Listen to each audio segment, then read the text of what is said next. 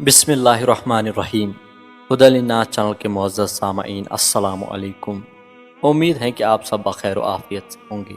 ہماری چینل میں آپ سب کا خوش آمدید۔ اللہ تعالیٰ سے دعا ہے کہ اللہ تعالیٰ آپ سب کو دنیا و آخرت کی تمام خوشیاں نصیب فرمائے، آمین۔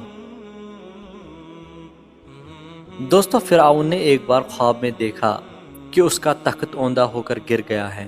فرعون نے کاہنوں سے اس کی تعبیر پوچھی تو انہوں نے بتایا کہ ایک ایسا بچہ پیدا ہوگا جو تیری حکومت کے زوال کا باعث ہوگا۔ فرعون کو اس بات کی فکر ہوئی اور اس نے بچوں کو مروانا شروع کر دیا۔ جو بچہ کسی کے یہاں پیدا ہوتا وہ اسے مروا دیتا تھا۔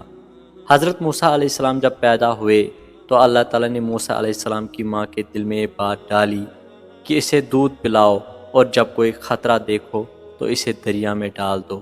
چنانچہ چند روز حضرت موسیٰ علیہ السلام کی ماں نے حضرت کو دودھ پلایا۔ اس عرصے میں حضرت موسیٰ علیہ السلام نہ روتے تھے، نہ کہ ان کی گود میں حرکت کرتے تھے، اور نہ آپ کی بہن کے سوا کسی کو آپ کی ولادت کا علم تھا۔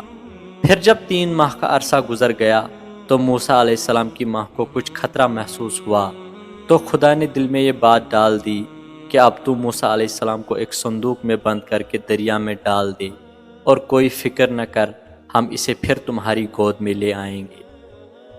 چنانچہ موسیٰ علیہ السلام کی ماں نے ایک صندوق تیار کیا اور اس میں روئی بچھائی اور موسیٰ علیہ السلام کو اس میں رکھ کر صندوق بند کر دیا، اور یہ صندوق دریائے نیل میں ڈال دیا۔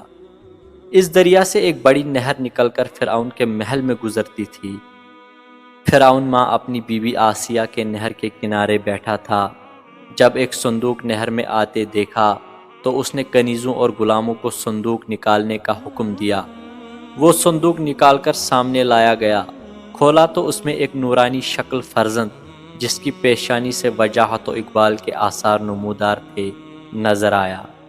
دیکھتے ہی فرعون کے دل میں ایسی محبت پیدا ہوئی کہ وہ وارفتہ ہو گیا، لیکن قوم کے لوگوں نے اسے ورگلایا اور کہا کہ ممکن ہے یہی وہ بچہ ہو جس نے آپ کی حکومت کو برباد کرنا ہے۔ چنانچہ فرعون آپ کے قتل پر آمادہ ہوا تو فرعون کی بیوی آسیہ جو بڑی نیک خاتون تھی کہنے لگی کہ یہ بچہ میری اور تیری آنکھ کی ٹھنڈک ہے، اسے قتل نہ کر۔ کیا معلوم یہ کس سرزمین سے بہتا ہوا آیا ہے، اور تجھے جس بچے سے اندیشہ ہے وہ تو اسی ملک کے بنی اسرائیل سے بتایا گیا ہے۔ آسیہ کی یہ بات فرعون نے مان لی اور حضرت موسیٰ علیہ السلام فرعون کے محل میں ہی رہنے لگے، اور فرعون نے آپ کو دودھ پلانے کے لیے دائیا بلائی، مگر حضرت موسیٰ علیہ السلام کسی دائی کا دودھ نہ پیتے تھے۔ آپ فرعون کو فکر ہوئی کہ اس بچے کے لیے کوئی ایسی دائی ملے جس کا یہ دودھ پینے لگے۔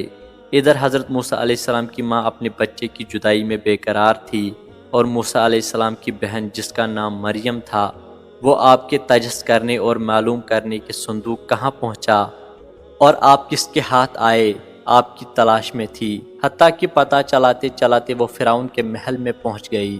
اور جب معلوم ہوا کہ میرا بھائی اسی محل میں ہے اور کسی دائی کا دودھ نہیں پی رہا، تو فرعون سے کہنے لگی، کیا میں ایک ایسی دائی کی خبر دوں جس کا دودھ یہ بچہ ضرور پیے گا؟ فرعون نے کہا، ہاں ضرور، ایسی دائی کو لاؤ۔ چنانچہ وہ اس کی خواہش پر اپنی والدہ کو بلا لائی، اور جب وہ آئی تو موسیٰ علیہ السلام فرعون کی گود میں تھے اور دودھ کے لیے رو رہے تھے۔ فرعون آپ کو بہلا رہا تھا۔ جب آپ کی والدہ آئی اور آپ نے ان کی خوشبو پائی تو آپ چپ ہو گئے اور اپنی والدہ کا دودھ پینے لگے۔ فرعون نے پوچھا، تو اس بچے کی کون ہے جو اس نے کسی دائی کا دودھ نہیں پیا اور تیرا جٹ سے پی لیا؟ انہوں نے کہا، میں ایک پاک صاف عورت ہوں، میرا دودھ خوشگوار ہے، جسم خوشبودار ہیں، اسی لیے جن بچوں کے مزاج میں نفاست ہوتی ہے وہ اور عورتوں کا دودھ نہیں پیتے ہیں، میرا دودھ پی لیتے ہیں۔ فرعون نے بچہ انہیں دیا اور دودھ پلانے پر انہیں مقرر کر کے فرزند کو اپنے گھر لے جانے کی اجازت دے دی۔ چنانچہ آپ موسیٰ علیہ السلام کو گھر لے آئی، اور اللہ تعالیٰ کا یہ وعدہ پورا ہو گیا کہ ہم اسے پھر تمہاری گود میں لائیں گے۔ اس طرح موسیٰ علیہ السلام کی پرورش خود فرعون ہی کے ذریعے ہونے لگی۔ آپ دودھ پینے کے زمانے تک اپنی والدہ کے پاس رہے۔ اس زمانے میں فرعون انہیں ایک اشرفی روزانہ دیتا رہا۔ دودھ چھوڑنے کے بعد آپ موسیٰ علیہ السلام کو فرعون کے پاس لے آئی اور آپ وہی پرورش پاتے رہے۔ دوستو اللہ تعالیٰ بڑی قدرت اور بے نیازی کا مالک ہیں کہ موسیٰ علیہ السلام کو خود فرعون ہی کے محل میں رکھ کر ان کی پرورش فرمائے، اور موسیٰ علیہ السلام نے اپنے بچپن میں کسی دائی کا دودھ نہ پی کر اور اپنی ماں کو پہچان کر انہی کا دودھ پی کر یہ بتا دیا کہ نبی بچپن میں بھی ایسا علم و عرفان رکھتے ہیں جس سے عوام محروم ہوتی ہیں۔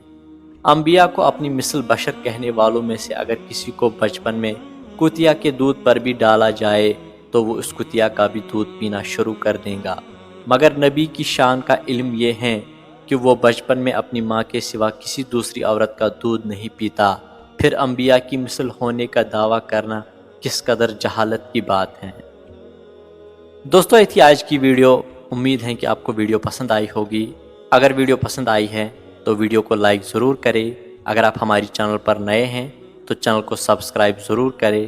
ملتے ہیں اگلی ویڈیو میں، تب تک کے لیے خدا نگہبان۔